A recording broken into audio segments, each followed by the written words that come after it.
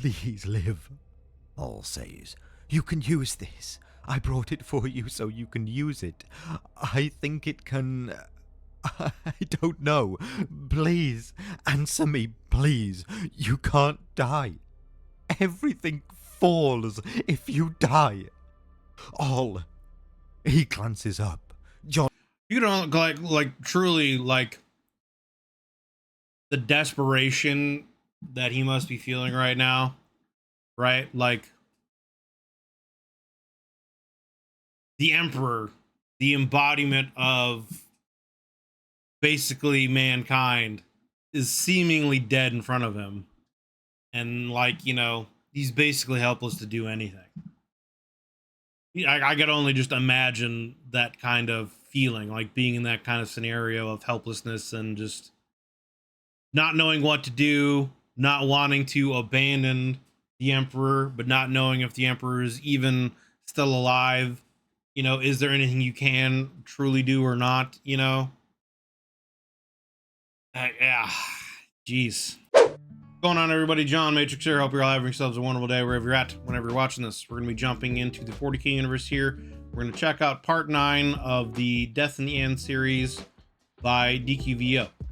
Links will be down below, as always, in the description to the original video without my commentary and reaction into DQVO's channel. So do me a favor, if you have been enjoying the series as much as I have, you know, be sure to go over there and like the videos, give him a sub, check out his Patreon, check out his YouTube memberships, check out any kind of sponsorship stuff he's got going on if you want to give him some extra love and support. You can do the same for my channel if you would like to. There's a join button underneath the video, as well as a link in the description to the YouTube membership benefits and tiers that I have to offer. You can check those out and see if any of that would have any interest for you. I also have reactions to the SCP Foundation, Warhammer Fantasy, the Magnus Archives, a bunch of other universes, etc. So there's playlists for all those. If any of that would have any interest for you, you can check those out. All right, with all the shameless plugs done, all the YouTube stuff, let's get into it here. This is episode 9 of Death in the End by DQVO.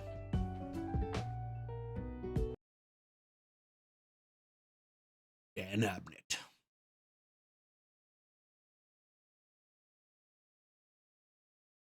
Oh, God, says old Persson. He's disorientated, cold, soaked to the bone. He hasn't even made sense of where he is. His thoughts are dizzy and shaken loose, but a shadow has fallen across him. The shadow is Horus. That's all understands, and all that matters.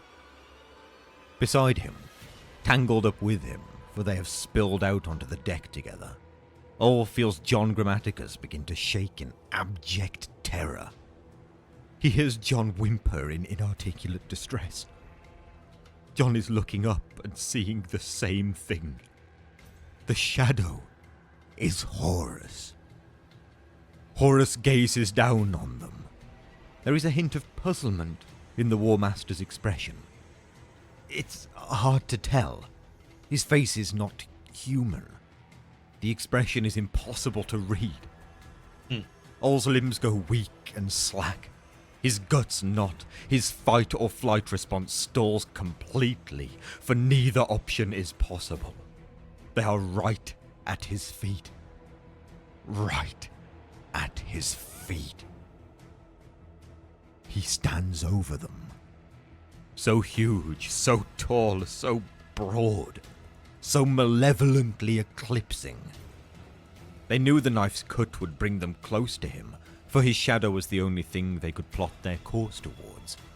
But this is not the same part of the inevitable realm, or the same room. This is right at his feet. All could stretch out his hand and touch him, though he won't. Because he can't. His body is locked in horror. His mind is fossilized with fear. He's forgotten how to breathe or blink. Horus. Horus Lupercal. Warmaster. The monster is not those things anymore. It is a giant shape cut out of the Empyrean's blackest cloth. It is malice incarnate. It is the void in a titanic, humanoid shape. It's interesting how they're describing him as like he's no longer human. He's lost his humanity now. He's a void in this titanic human shape. You know, it's like it's basically almost saying like chaos has kind of fully taken him at this. All is paralyzed with absolute dread. The abomination shifts. It reaches down towards them to annihilate them with talons as long and lightless as old night. John finally finds his voice. He speaks the only word his dumbstruck mind will process. He screams it at the shadow looming over them.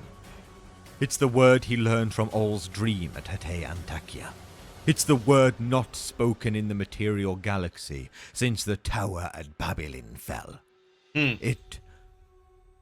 Sound ceases. There is a silent concussion that implodes the world. Deaf, dumb, blind, all feels gravity crush him into paste. Nothing. Then something in the nothing that feels like pain. Then something shaking that pain. Someone. John shaking him. Sound and vision swirl back, crooked and distorted. John's face over him, blood around his lips. Up, get up, get up, get up, all get up. All sits up, sucking in the air. All sounds are wrong, dull, hollowed, flat. What a great way to like describe getting like hit or knocked out or whatever, you know? Like everything just goes black and then you just wake up in this confused state and everything sounds wrong, things sound dull, like sounds like he's had a concussion, you know? Like what a great way to describe that. Both sides of his neck are wet with blood, seeping from his punished ears. His teeth feel too big for his mouth. Every nerve is stretched and screaming. Every cell is bruised. All blinks.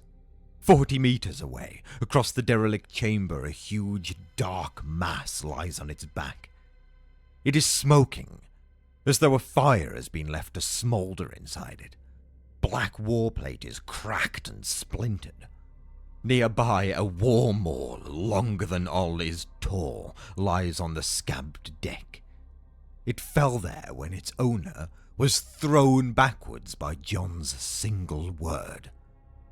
I don't think it's dead, John is gabbling. I don't think it's dead.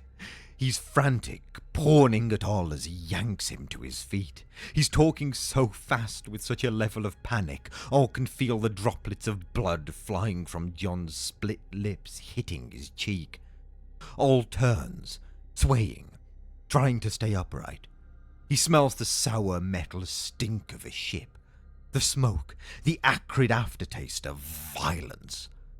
He sees the decaying hull of a void ship around him, the dirty outslight deck, the scree of debris, the brass walls crusted with calcification. He sees the other body. It's not far away. It would have been behind them when they tumbled out of nowhere. It's surrounded by rubble and coated in white dust. It isn't moving.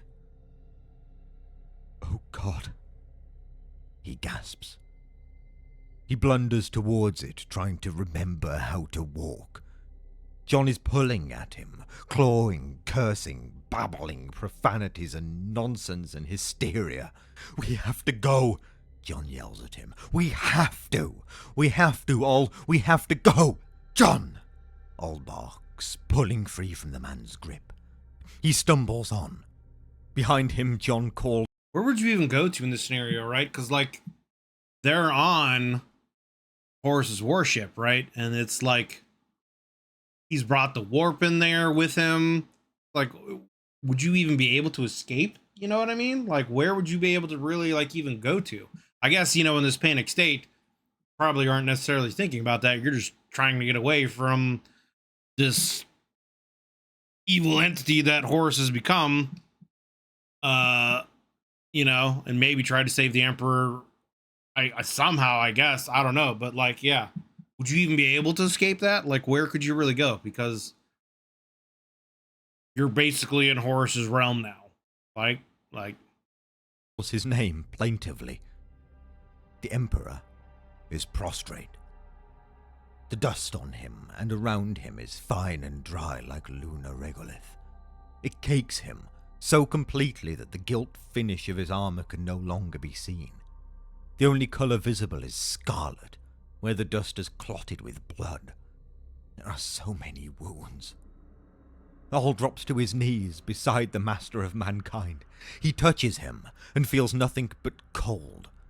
There seems to be no breath, no movement. Please, All murmurs, you have to. You have to live. Just live. Everything ends if... He doesn't know what to say. John's standing over him. We have to get out, All, he says. It's finished. We're too late. Yes, says All, not looking up. Go, now. You go, right now. All, I mean it. All kneels forward, his hand on the Emperor's breastplate. The body is so very huge. Please, he whispers to it. I came back. I had to. I have something. The knife is still in his hand. He holds it out like an offering, as though the close proximity of such an object might stir some response. Please live, All says. You can use this. I brought it for you so you can use it. I think it can... I don't know. Please, answer me, please. You can't die. Everything falls if you die. All. He glances up. John... you don't like truly like the desperation that he must be feeling right now, right? Like the Emperor, the embodiment of basically mankind, is seemingly dead in front of him. And like, you know, he's basically helpless to do anything. I could only just imagine that kind of feeling, like being in that kind of scenario of helplessness and just not knowing what to do, not wanting to abandon the Emperor, but not knowing if the Emperor is even still alive. You know, is there anything you can truly do or not, you know? Yeah, jeez. John is staring down at him, calmer now, solemn. We're too late, says John. We have to go. It's not dead. We have to go. Then go. Both of us. I'm supposed to protect you. I promised. You have. You did. You just did. You protected me all the way here, John, but you have to go. All, I'm serious, says All. You have to go immediately, while there's still a chance. Get out. All rummages in his pockets. He pulls out the ball of thread and holds it out to John. You know why. John won't take it from him. Take it, Grammaticus. Bloody take it and go, as fast as you can. You know what you have to do. If you don't, we'll never get here. It doesn't matter. John snarls. We're too late. We got here too late. So it doesn't bloody matter if we get here or not. We don't make it in time. We still have to be there to stop the Dark King. Oh, who bloody cares? John snaps. Nothing matters anymore, Persson. It was all a waste. It was all futile. Just get the hell up and come with me, now. All sits back on his heels, knife in one hand, the thread in the other. He stares at the Emperor. Please, he says softly. The Emperor's head turns slowly towards him. His eyelids flicker. Did you see that? All asks. Yes, says John. You saw it? Yes. All stands up. Then we're not too late, are we? He says. He presses the ball of thread into John's reluctant hands. You've got to take it, John, and you've got to go. It's not too late, but we have to find our way here. We have to. So it all depends on you. Don't screw it up, all right? But for God's sake, Grammaticus, this is the one thing that matters. Do it for me, please. All stares at him. John sighs, a long, slow exhalation. He wipes his mouth, then nods. I don't think it's dead, All, he says. I'm pretty sure it isn't, All agrees. So go right now while you can. Find something sharp. I know how it works. And the knots? You remember how to I can bloody tie them all. Right. Good. Goodbye, John. Grammaticus hesitates. I mean, I don't know enough really about these characters and the situation. I haven't read the books all the way through yet. I'm still very early in the Horus Heresy, books. But it sounds like these guys are like jumping through time, trying to find this one particular moment to give this item, knife, sword, whatever it is, to the Emperor, change some kind of event. I'm assuming that this is some kind of weapon that could potentially actually hurt Horus in his chaos form. I don't know. So, but yeah, that's what it sounds like. It sounds like they've been, or they've either been jumping around through different events in time or places, or something along those lines, and they're like trying to get to a specific moment to give the Emperor aid. I'll see you sometime, he says. All nods. With a final muttered curse of frustration, John turns and walks away. All watches him go. John reaches the chamber's long colonnade where lunar wolves once stood at perfect attention. He's scanning the ground, searching the litter of debris for a chunk of stone or a broken piece of tile that will have a sharp enough edge. He disappears into the shadows of the colonnade. They'll never see each other again. All kneels back down at the Emperor's side. There has been no further sign of life. I brought this knife, he says, as though resuming a casual conversation. It's, well, you'll understand what it is, I'm sure. You'll feel it. You can use it. I think it might be the only thing you can use. Here. He holds it out, but there's no response. He tries to lift the Emperor's hand, but it's too big and too heavy. He settles for pressing the knife into its grip and tries to close the armored fingers around it. The knife looks so small in that hand. Ridiculous. So, you've got it now. All you have to do is wake up. Be alive. Be alive and get up. It isn't over. So I'm really hoping, that you can hear me, and that you're going to get up any second now. Get up. Oh, come on. He sits back up. We had a plan, he says. Remember, you had a plan. A great big plan. It still matters. I'm going to help you with it. You asked me to. Do you remember that? You asked me to help you get it right this time. Advise you. Keep you true. Keep you moving in the right direction. And I will. I will. This time. I promise you. Not like before. I'll stand right beside you.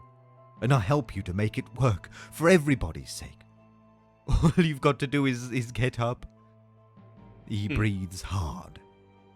I like how the background picture keeps changing when he says that. You can feel the pulse thumping in his neck. Please, friend.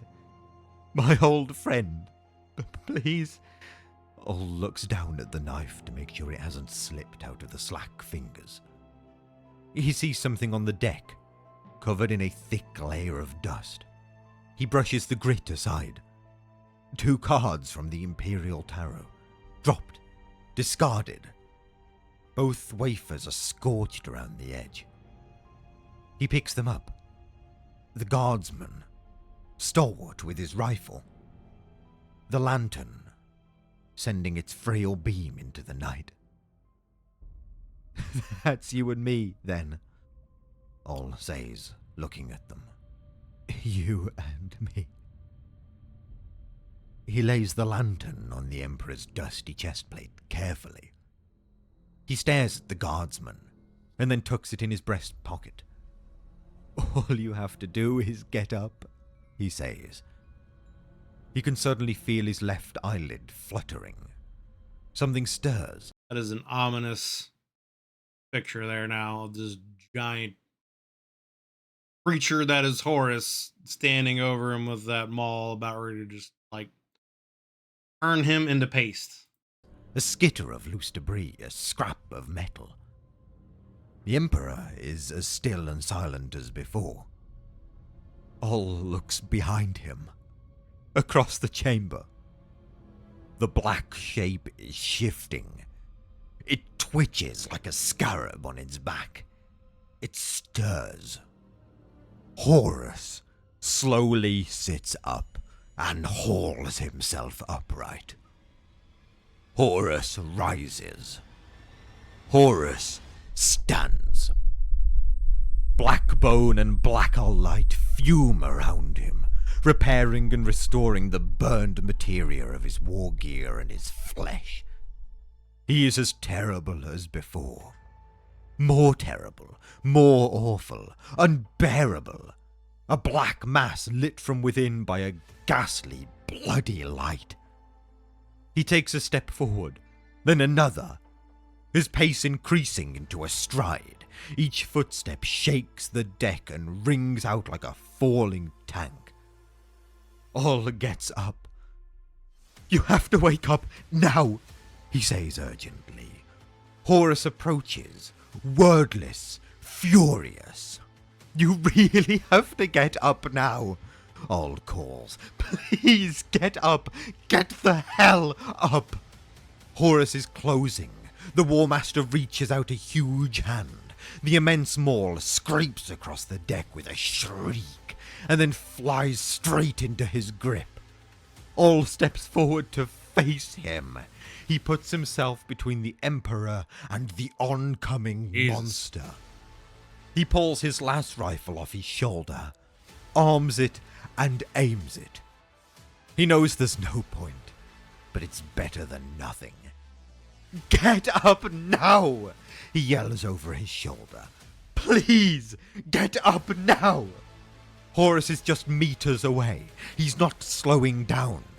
Oll pulls the rifle in against his cheek, flexes his grip, and settles his fingers on the trigger. No further, he yells. Damn you, I won't let you touch him. Horus keeps coming. Oll opens fire. Full auto. Sustained. The lasbolts flick and spatter off the black warplate like candle flames in a night wind. Shining a flashlight on him. Is still firing when the talon of Horus reduces him to a drifting red fog. Jeez. Man. There weren't really a whole lot of places to kind of stop and talk in that, because that was very kind of passionate and energetic from start to finish there, man. But I mean, yeah, like the end there sums it up. Like, what really are you supposed to do? You're just a regular human, nothing special about you. You're there with your las gun, and it's you versus Horus, and you're trying to guard the Emperor. I mean, what really else are you supposed to do? And I mean, the outcome is about what you would expect. He got turned to red mist, you know, without even really a twitch from Horus. I mean, that's, yeah, crazy. Like I said, I mean, I haven't read enough of the books to know exactly who these two characters are, but it obviously seems like they had some kind of plan prior with the Emperor for this moment, or a moment, get him whatever this weapon is, knife something or other. So I mean, yeah, I guess the question really is there anything left in the Emperor's gas tank for him to get up and actually do anything, you know? It sounds like he's barely holding on to life, them being able to like turn his head and notice them there, but obviously he wasn't able to get up and do anything to protect this, you know, protect all and get him, you know, keep him from you know, painting the deck essentially. So another great episode. This is part 9. I think this is 12 episodes in this series, so we've only got a few more left. So I think we're gonna finish up this series here soon, and yeah, move on to another one. But another great episode from DQVO. Links will be down below as always in the description to the original video without my commentary and reaction, and to DQVO's channel. Please do me a favor, if you've been enjoying this series as much as I have, be sure to go over to his channel, hit that sub button, like the videos that you've liked, check out his Patreon, check out his YouTube membership stuff, see if there's anything there that you would have interest in if you want to give him some extra love and support. If you'd like to do the same for my channel, there's a join button underneath the video, as well as a link in the description to the YouTube membership benefits and tiers that I offer, so you can check those out and see if that would have any interest for you. I also have playlists for a lot of other universes that I've done reactions to: the SCP Foundation, Warhammer Fantasy, Lord of the Rings, Backrooms, Greylock, etc., etc. Playlists for all of them, so you can check all those out if you would have any interest in any of that. So yeah, thank you guys for taking the time out of your busy day to come in, hang out, watch the video. Hope you enjoyed it. If you did, consider leaving a like and a sub, because it helps me and the channel grow. And yeah, I hope you're all having yourselves a wonderful day. See you all on the next one.